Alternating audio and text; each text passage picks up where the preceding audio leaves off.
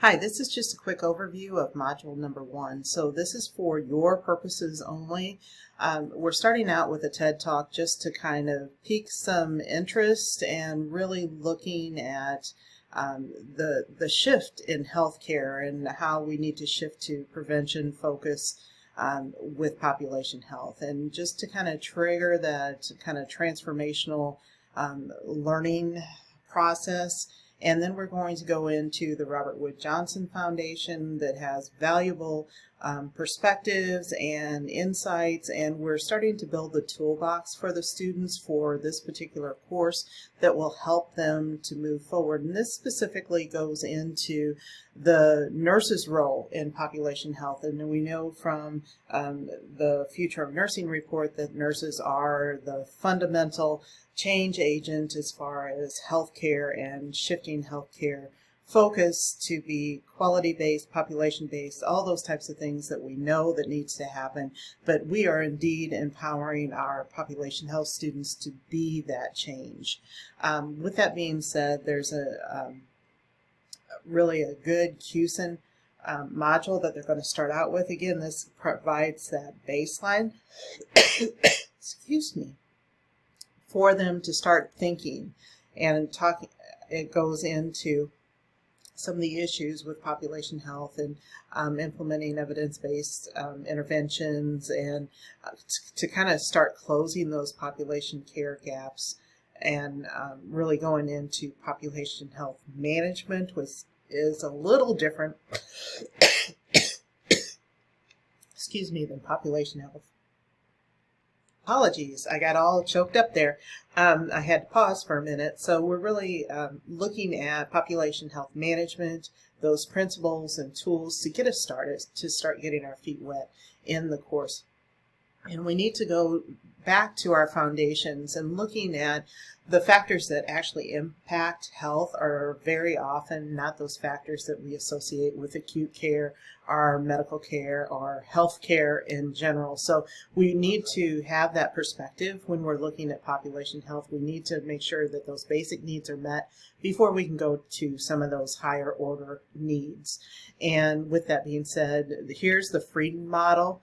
And this is kind of a pyramid type structure that shows us really the impact of population health. So the lower, as far as the foundation, is more population health impact, and very often in healthcare we tend to focus on these areas, and really we don't have the impact that we need when we're looking at, and I don't want to say just looking at, when we're looking at education-based or intervention individual-based activities. So we need to, again, shift that thought process, and that's what this module is meant to do. And they're going to start looking at healthcare, and they're going to, through the course, they're going to have to refer back to this model, or maybe the county health rankings model, and look at what their intervention and what level does it correlate with, to help them to start thinking beyond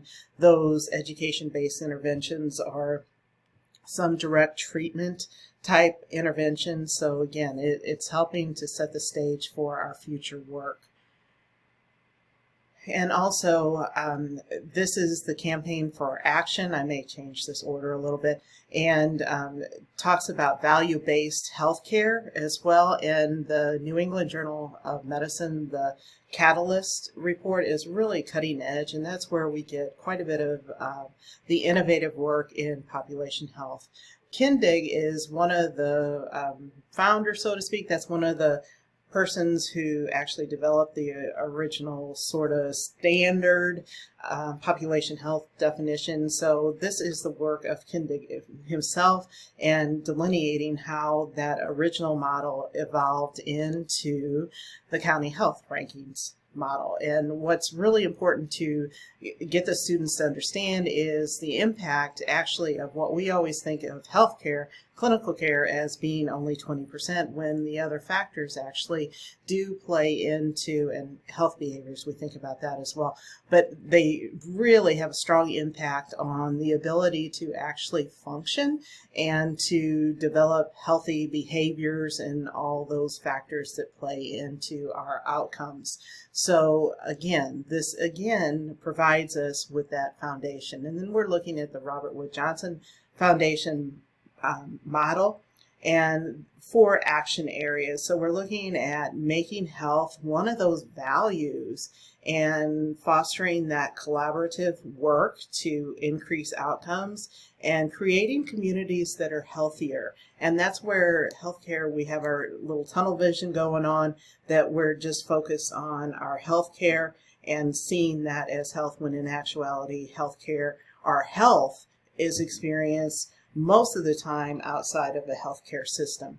And then the final action area is integration of health services and systems, connecting those dots, building that continuum of care to really serve those who need health care versus those having to morph to the siloed structure of healthcare.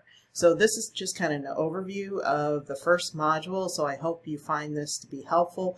But again, this lays the stage for the future modules, and we are building, we're scaffolding as we move forward.